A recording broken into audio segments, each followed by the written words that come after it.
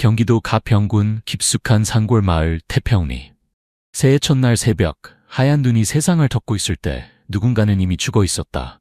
아직 아무도 모르고 있었지만 이 평화로운 마을에는 상상할 수 없는 공포가 도사리고 있었다. 그리고 그 공포의 중심에는 한 냄비에 끓는 국물과 계속해서 지저대는 진돗개 한 마리가 있었다. 태평리는 북한강 상류에 자리 잡은 작은 산골 마을이다.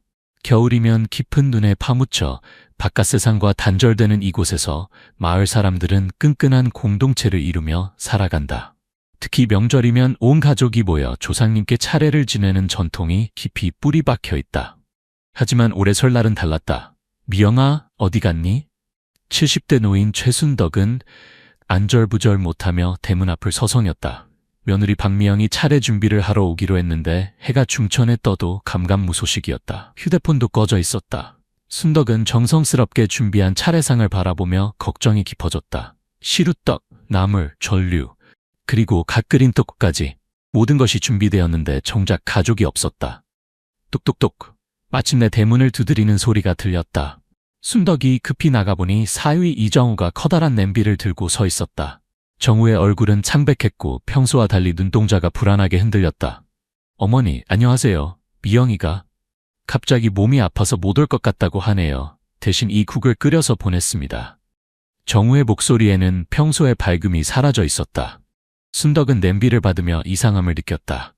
냄비가 예상보다 훨씬 무거웠고 은은하게 풍기는 냄새도 평소 미영이 끓이던 국과는 달랐다. 미영이가 아프다고? 뭐가 아픈데? 그냥 감기 기운이 있다고 하네요. 너무 걱정하지 마세요. 정우는 더 이상 대화하려 하지 않고 급히 돌아섰다. 순덕은 그의 등을 바라보며 뭔가 이상하다는 생각을 지울 수 없었다. 평소 정우는 집에 오면 차 한 잔이라도 마시고 가곤 했는데 오늘은 너무 서둘렀다. 그날 밤 순덕은 정우가 가져온 국을 끓여 먹었다. 맛이 이상했다. 평소 미영이 끓이던 맑고 시원한 맛과는 전혀 달랐다. 뭔가 느끼하고 비린내가 났다. 순덕은 몇 숟가락 뜨다가 그만두었다. 설날 다음 날 이른 아침, 태평리 이장 김철수는 강변을 산책하고 있었다. 어제부터 내린 눈이 그쳐서 날씨가 맑아졌고 북한강의 물소리가 유난히 크게 들렸다. 저게 뭐지? 김철수는 강변 얕은 곳에 떠있는 검은 비닐봉지를 발견했다. 처음에는 그냥 쓰레기려니 했지만 봉지의 모양이 뭔가 이상했다. 마치 무거운 것이 들어있는 것처럼 보였다. 김철수가 긴 나뭇가지로 봉지를 끌어당기자 봉지가 찢어지면서 안의 내용물이 드러났다. 그 순간 김철수는 비명을 질렀다. 으악! 봉지 안에서 나온 것은 사람의 다리였다. 너무 차가운 물에 오래 있어서 시퍼렇게 변해 있었지만 분명히 인간의 하체였다. 김철수는 손을 덜덜 떨며 119에 신고했다. 여보세요, 119입니다. 저기 사람 다리가, 강에 사람 다리가 떠 있어요. 가평 경찰서에서 출동한 것은 강력팀 형사 조현식과 그의 파트너 설이었다. 33년 전부터 조현식과 함께 일해온 진돗개의 수사견이었다. 새하얀 털과 곱게 선 귀, 그리고 예리한 눈빛이 인상적인 암컷이었다. 현장에 도착한 조현식은 즉시 주변을 차단하고 과학수사팀을 불렀다. 설은 현장 주변을 꼼꼼히 조사하기 시작했다. What? 설이 갑자기 강변 갈대숲 쪽을 향해 짖었다. 조현식이 따라가자 설은 또 다른 비닐봉지 앞에서 멈춰섰다. 이번에는 사람의 팔이 들어있었다. 조현식은 즉시 반경 1km 내 전체를 수색구역으로 설정했다. 이건 단순한 사고사가 아니야. 국과수 부검 결과 발견된 신체 부위들은 30대 초반 여성의 것으로 추정되었다. 그리고 절단 흔적이 매우 정교했다. 전기톱이나 칼 같은 날카로운 도구로 잘라낸 것으로 보였다. 조현식은 즉시 최근 실종 신고가 접수된 여성들의 명단을 요청했다. 그리고 그 중에서 태평리와 연관이 있는 사람을 찾기 시작했다. 형사님, 실종 신고 명단입니다. 동료가 건넨 파일을 보며 조현식은 놀랐다. 최근 6개월 동안 가평군 일대에서 실종된 여성이 무려 4명이나 되었다. 한수진 29세, 4개월 전 실종, 태평리 인근 카페 운영. 점 34세, 태평리 주민, 온라인 쇼핑몰 연관이 있어. 김소희, 태평리 출신, 부동산 중개업. 박미 2세, 1일 전 실종, 태평리 거주, 전업주부. 이상하다? 모두 태평리와 연관이 있어. 조현식은 각 실종자들의 배경을 자세히 조사하기 시작했다. 그리고 놀라운 사실을 발견했다. 4명 모두가 같은 인물과 연결되어 있었다. 바로 박미영이었다. 한수진은 미영이 자주 다니던 카페 사장이었고 정은아는 미영과 함께 온라인 쇼핑몰을 운영했던 파트너였다. 김소희는 미영의 중학교 동창이었고 최근 미영이 집을 사려고 상담받은 부동산 중개인이었다. 모든 실종자가 박미영과 연결되어 있다. 그런데 정작 박미영도 실종되었어. 조현식은 박미영의 남편 이정우를 만나기로 했다. 이정우는 태평리 입구의 2층 단독주택에 살고 있었다. 조현식이 방문했을 때 정우는 마당에서 무언가를 태우고 있었다. 안녕하세요. 가평경찰서 조현식 형사입니다. 아, 네. 미영이 일 때문에 오신 거죠? 정우의 태도는 평온했다. 너무 평온했다. 아내가 실종된 지 하루밖에 안 되었는데도 별로 동요하지 않는 것 같았다. 부인께서 실종되기 전에 평소와 다른 점은 없었나요? 별로 특별한 건 없었습니다. 혹시 부인이 빚이 있었나요? 아니면 누군가와 갈등이 있었다거나. 정우의 표정이 순간 굳어졌다. 무슨 말씀이세요? 미영이는 그런 사람이 아닙니다. 그때 설이 갑자기 정우가 태우던 화덕 쪽으로 달려가서 짖기 시작했다. 왈. 걔가 왜 저러죠? 정우가 불안해했다.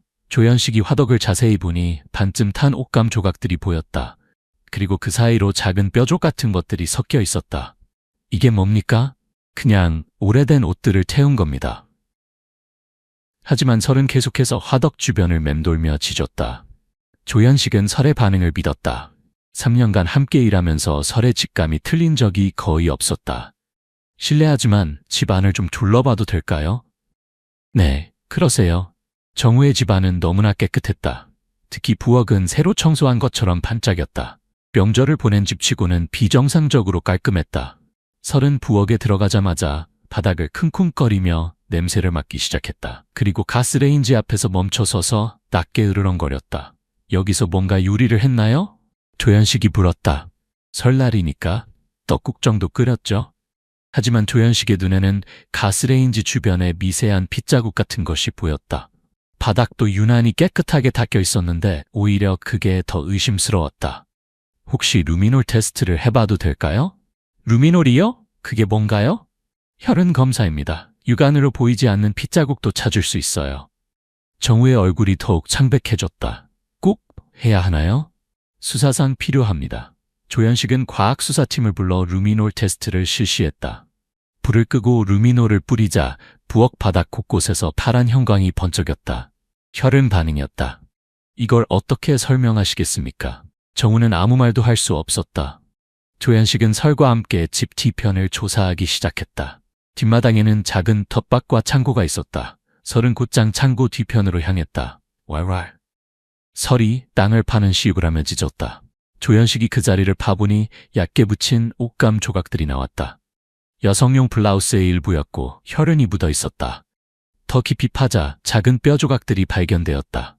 그리고 녹슨 톱날 하나도 함께 묻혀 있었다. 이제 설명해보세요. 조현식이 정우를 다그쳤다. 정우는 한참을 망설이다가 입을 열었다. 미영이가 사람들을 죽였어요. 처음에는 믿을 수 없었습니다. 정우가 떨리는 목소리로 말하기 시작했다. 미영이가 온라인 쇼핑몰을 한다면서 여러 사람들한테 돈을 빌렸거든요. 처음에는 사업 자금이라고 했어요. 그런데 사업이 잘 안 됐나 봐요. 빌린 돈을 갚지 못하니까 사람들이 독촉하기 시작했고. 정우는 잠시 말을 멈췄다. 그러다가 한수진 씨가 먼저 죽었어요. 카페에서 돈 얘기를 하다가 싸웠나 봐요. 미영이는 그냥 실수였다고 했어요. 밀치다가 머리를 다쳤다고. 조현식은 충격받았다. 박미영이 연쇄살인범이었다는 말인가? 그 다음에는 정은아 씨, 김소희 씨 차례대로 죽었어요. 미영이는 그들이 자꾸 돈을 달라고 해서 어쩔 수 없었다고 했어요. 자신도 무서웠다고. 그럼 당신은 왜 아무 말도 하지 않았습니까? 딸이 있어요. 하늘이가 5살밖에 안 됐는데 엄마가 살인범이라는 걸 어떻게 말해요? 그리고 미영이를 사랑했거든요. 정우의 눈에서 눈물이 흘러내렸다. 설날 전날 밤이었어요. 정우가 계속 말했다.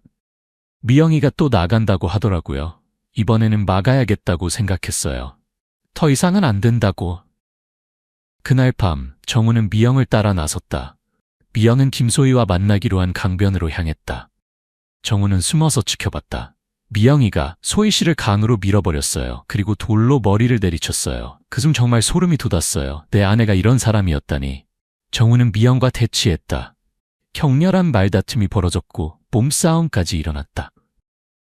미영이가 저한테도 칼을 들이댔어요. 그래서 어쩔 수 없이 정우도 결국 미영을 죽이고 말았다. 그리고 증거를 없애기 위해 끔찍한 일을 저질렀다. 시신을 없애야 했어요. 하늘이한테는 엄마가 그냥 어디 갔다고 하려고 했는데 그럼 어머니께 가져간 그 국은? 조연식이 물었다. 정우는 고개를 끄덕였다. 미영이를 끓인 거예요. 조연식은 소름이 돋았다. 그는 즉시 최순덕 할머니에게 연락을 취했다. 할머니, 그 국 아직 있어요? 응? 왜? 맛이 없어서 거의 안 먹었는데. 절대 건드리지 마세요. 지금 바로 가겠습니다. 조연식은 남은 국물을 국과수로 보내 정밀 분석을 의뢰했다. 결과는 예상대로였다. 인간의 DNA가 검출되었고 그것은 박미영의 것이었다. 최순덕 할머니는 진실을 알고 나서 며칠 동안 음식을 먹지 못했다. 자신이 며느리의 살을 먹었다는 사실에 극심한 충격을 받았다. 조연식은 이정호와 박미영의 딸 하늘이를 만났다. 아동심리 전문가와 함께 조심스럽게 접근했다. 하늘아, 엄마가 어디 갔는지 기억나니? 아빠가 엄마를 큰 냄비에 넣었어요. 하늘이가 천진난만하게 말했다. 냄비에? 왜? 엄마가 나쁜 일을 했다고 해서요. 아빠가 엄마한테 화를 많이 냈어요. 아이의 증언은 충격적이었다. 하늘이는 그날 밤의 일을 거의 다 목격했던 것이다. 아빠가 엄마를 작게 잘라서 큰 냄비에 넣고 끓였어요. 그리고 할머니 집에 가져갔어요. 정우의 자백을 바탕으로 경찰은 나머지 피해자들의 시신을 찾기 시작했다. 한수진의 시신은 태평리 뒷산에, 정은아의 시신은 강상류에서 발견되었다.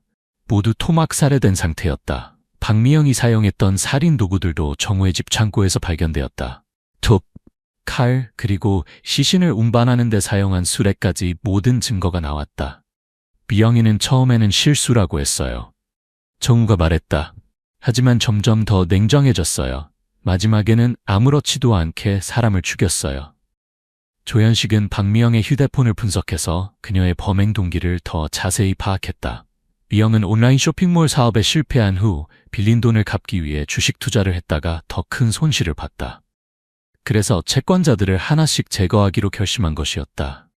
정우의 집을 수색하던 중 설은 침실 옷장 깊숙한 곳에서 작은 수첩을 발견했다. 그것은 박미영의 비밀 수첩이었다. 수첩에는 각 피해자의 이름과 빌려간 돈, 그리고 살해 계획이 상세히 적혀 있었다. 한수진 5천만 원 완료, 정은아 3천만 원 완료, 김소희 7천만 원 완료. 그리고 마지막 페이지에는 소름 끼치는 글귀가 적혀 있었다. 돈을 빌려주는 사람들은 모두 욕심쟁이다. 그들이 사라지면 내 문제도 사라진다. 정우는 절대 알아서는 안 된다. 하늘이를 위해서라도. 모든 증거가 확보된 후 정우는 마지막 진술을 했다. 저는 미영이를 정말 사랑했어요. 처음에 사람을 죽였다고 했을 때도 믿고 싶지 않았어요. 그냥 실수라고 어쩔 수 없었다고 생각하려고 했어요. 하지만 시간이 갈수록 미영이가 변해갔어요. 처음에는 죄책감을 느끼던 사람이 나중에는 아무렇지도 않게 다음 피해자를 물색하고 있었어요. 정우는 눈물을 흘리며 계속했다. 마지막 날 밤 미영이가 김소희 씨를 죽이는 걸 직접 봤을 때 그때야 깨달았어요. 내 아내가 진짜 살인마가 되었다는 걸. 그래서 막으려고 했어요. 더 이상은 안 된다고 자수하자고 했어요.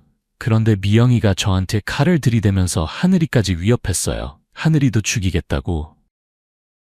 사건이 마무리된 후 5살 하늘이의 양육 문제가 대두되었다. 친할머니인 최순덕은 나이가 많아 아이를 키우기 어려웠고 외가 쪽 친척들도 마땅치 않았다. 결국 서울에 사는 정우의 누나가 하늘이를 맡기로 했다. 하늘이는 새로운 환경에서 새로운 이름으로 살게 될 예정이었다. 하늘아, 아빠는 잠시 멀리 가야 해. 정우가 마지막 면회에서 딸에게 말했다. 언제 와요? 오래 걸릴 거야. 하지만 아빠가 하늘이를 사랑한다는 건 절대 잊으면 안 돼. 하늘이는 아직 무슨 일이 일어났는지 정확히 이해하지 못했다. 그저 엄마와 아빠가 모두 없어진다는 것만 알 뿐이었다. 이정우는 살인죄로 기소되었다. 변호사는 정당방위와 우발적 범행을 주장했지만 시신 훼손과 증거인멸에 대해서는 변명할 여지가 없었다. 법정에서 정우는 마지막 변론을 했다. 저는 제 죄를 부인하지 않습니다. 아내를 죽인 것도 시신을 훼손한 것도 모두 제가 한 일입니다. 하지만 더 많은 사람이 죽는 것을 막고 싶었습니다. 박미영은 제가 아는 착한 아내였습니다. 하지만 돈 문제로 인해 완전히 다른 사람이 되었습니다. 저는 그런 아내를 막지 못한 것을 후회합니다. 재판부는 정우에게 무기징역을 선고했다. 살인죄와 시신훼손죄, 증거인멸죄가 모두 인정되었다. 태평리 연쇄살인 사건은 전국을 충격에 빠뜨렸다. 평범한 주부가 연쇄살인범이었다는 사실과 그 남편이 아내를 죽여 국물로 끓였다는 끔찍한 내용 때문이었다. 사건 이후 태평리는 관광객들이 몰려드는 곳이 되었다. 하지만 마을 주민들에게는 큰 상처가 되었다. 특히 최순덕 할머니는 며느리의 살을 먹었다는 충격에서 헤어나오지 못했다. 마을 이장 김철수는 우리 마을이 이상한 호기심의 대상이 되는 것 같아 마음이 아프다고 말했다. 사건을 마무리하며 조연식은 깊은 생각에 잠겼다. 25년간 형사로 일하면서 수많은 사건을 봤지만 이번 사건만큼 충격적인 것은 없었다. 설아, 이번에도 내 덕분이었어. 조연식이 옆에 앉아있는 설의 머리를 쓰다듬었다. 설은 꼬리를 살랑살랑 흔들며 주인을 올려다봤다. 진돗개 특유의 충성스러운 눈빛이었다. 만약 네가 없었다면 이 사건을 해결할 수 있었을까? 설의 예리한 후각과 직감이 없었다면 정우의 집에서 증거를 찾는 것은 불가능했을 것이다. 특히 뒷마당에 붙인 옷감 조각들과 뼈는 설이 아니면 절대 발견할 수 없었을 것이다.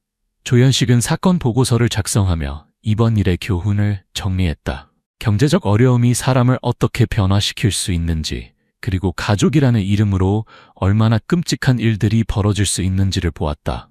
박미영은 처음에는 평범한 주부였지만 빚에 쪼들리면서 점차 살인마로 변해갔다. 그리고 이정우는 아내를 사랑한다는 이유로 그 끔찍한 범죄를 방조했다가 결국 자신도 살인자가 되고 말았다. 사건이 마무리된 지 일주일 후 조연식과 설에게 새로운 사건이 배정되었다. 이번에는 연천군에서 발생한 실종 사건이었다. 설아, 또 일이야. 조연식이 말하자 설이 즉시 일어나 꼬리를 흔들었다. 설은 언제나 새로운 수사에 대한 열정이 넘쳤다. 3년 전 경찰견으로 배치된 이후 설은 조연식과 함께 30여 건의 사건을 해결했다. 그 중에는 실종자 수색, 마약 단속, 폭발물 탐지 등 다양한 임무가 있었다. 이번에도 우리가 함께 해결하자. 조연식은 설과 함께 새로운 사건 현장으로 향했다. 태평리 사건의 충격이 아직 가시지 않았지만 정의를 위한 그들의 여정은 계속되어야 했다. 태평리에는 서서히 평온이 찾아오고 있었다. 언론의 관심이 줄어들면서 마을은 다시 예전의 조용함을 되찾아갔다. 최순덕 할머니는 며느리 박미영의 위패를 모시지 않기로 했다. 대신 무명의 피해자들을 위한 작은 재단을 차렸다. 한수진, 정은아, 김소희를 위한 재단이었다. 이분들이 편히 쉬실 수 있도록 할머니는 매일 그들을 위해 기도했다. 마을 이장 김철수는 마을 회관에 작은 추모비를 세웠다. 태평리 연쇄살인 사건 희생자 추모비라는 글귀와 함께 3명의 피해자 이름이 새겨져 있었다. 우리가 이분들을 기억해야 합니다. 그래야 이런 일이 다시 일어나지 않을 테니까요. 서울에서 새로운 삶을 시작한 하늘이는 점차 적응해가고 있었다. 고모 이영희는 하늘이에게 새로운 이름을 지어주었다. 이제 하늘이는 김예린이라는 이름으로 살게 되었다. 예린아, 오늘 유치원 어땠어? 영희가 물었다. 좋았어요. 친구들도 많이 사귀었어요. 예린이 밝게 대답했다. 아이는 놀라울 정도로 빨리 새로운 환경에 적응했다. 어린 나이 덕분에 트라우마에서도 비교적 빨리 벗어나는 것 같았다. 영희는 예린에게 부모님에 대한 이야기를 하지 않기로 했다. 적어도 아이가 성인이 될 때까지는 진실을 숨기기로 결심했다. 예린이가 행복하게 자라는 것이 가장 중요해. 영희는 마음속으로 다짐했다. 정우는 교도소에서 모범적인 생활을 하고 있었다. 그는 교도소 도서관에서 자원봉사를 하며 시간을 보냈다. 이정우 씨, 면회 오셨습니다. 가끔 영희가 하늘이의 근황을 알려주러 면회를 왔다. 정우에게는 유일한 위안이었다. 하늘이가, 아니, 예린이가 잘 지내고 있나요? 네, 정말 밝게 자라고 있어요. 친구들과도 잘 어울리고 공부도 열심히 해요. 정우는 안도의 표정을 지었다. 자신이 저지른 끔찍한 일에도 불구하고 딸만은 행복하게 살았으면 하는 것이 그의 유일한 바람이었다. 제가 이런 일을 저지른 건 변명할 수 없습니다. 하지만 하늘이만은, 예린이만은 행복하게 살았으면 좋겠어요. 태평리 사건은 한국 사회에 여러 가지 교훈을 남겼다. 무엇보다 경제적 어려움이 사람을 어떻게 변화시킬 수 있는지를 보여주었다. 사회학자 박진수 교수는 이 사건을 분석한 논문에서 다음과 같이 썼다. 박미영의 경우는 현대 한국 사회의 어두운 단면을 보여준다. 중산층 가정의 주부가 사업 실패와 빚 때문에 연쇄살인범으로 변모한 것은 우리 사회의 경제적 압박이 얼마나 심각한지를 보여준다. 또한 이정우의 경우는 가족에 대한 잘못된 사랑이 어떤 결과를 가져올 수 있는지를 보여준다. 그는 아내를 사랑한다는 이유로 끔찍한 범죄를 방조했고 결국 자신도 살인자가 되었다. 정부는 이 사건을 계기로 서민 금융 지원 정책을 강화하고 가정폭력 및 가족범죄 예방 교육을 확대하기로 했다. 한수진의 부모는 딸의 죽음을 받아들이기 어려워했다. 특히 수진이 단순히 카페를 운영하다가 돈을 빌려준 것뿐인데 목숨을 잃었다는 사실에 분노했다. 우리 수진이가 뭘 잘못했다고. 어머니는 매일 울었다. 정은아의 남편은 아내의 온라인 쇼핑몰 사업이 이런 참극으로 이어질 줄 몰랐다고 했다. 아내가 미영 씨를 너무 믿었어요. 친구라고 생각했는데 그런 사람이었을 줄은 꿈에도 몰랐습니다. 김소희의 가족들은 소희가 부동산 상담을 해주다가 변을 당했다는 사실에 허탈해했다. 언니는 정말 착한 사람이었어요. 누구든지 도와주려고 했고 그런 언니가 이런 끔찍한 일을 당하다니. 태평리 사건은 TV 다큐멘터리와 영화로도 제작되었다. 하지만 대부분이 선정적인 내용에만 치중했다.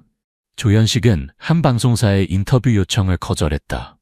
이 사건을 오락거리로 만들고 싶지 않습니다. 진짜 중요한 건 피해자들을 기억하고 이런 일이 다시 일어나지 않도록 하는 것입니다.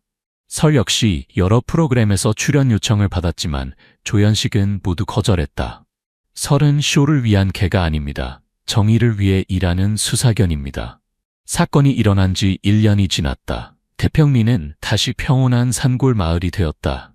관광객들의 발길도 뜸해졌고 마을 사람들은 일상을 되찾았다. 최순덕 할머니는 여전히 혼자 살고 있었다. 가끔 마을 사람들이 안부를 묻곤 했지만 할머니는 대부분의 시간을 혼자 보냈다. 그래도 진실이 밝혀져서 다행이야. 할머니는 혼잣말을 했다. 예린이는 서울에서 건강하게 자라고 있었다. 이제 6살이 된 예린이는 유치원에서 인기가 많았다. 밝고 착한 성격 때문이었다. 정우는 여전히 교도소에 있었다. 그는 매일 딸을 생각하며 하루하루를 버텨나갔다. 조현식은 새로운 사건들을 해결하며 바쁜 나날을 보내고 있었다. 설과 함께한 수사는 계속되었고 두 파트너의 호흡은 더욱 완벽해졌다. 어느 날 저녁 조현식은 설과 함께 태평리를 다시 방문했다. 특별한 일이 있어서가 아니라 그냥 그곳이 그리워서였다. 설아, 여기서 우리가 진실을 찾았지?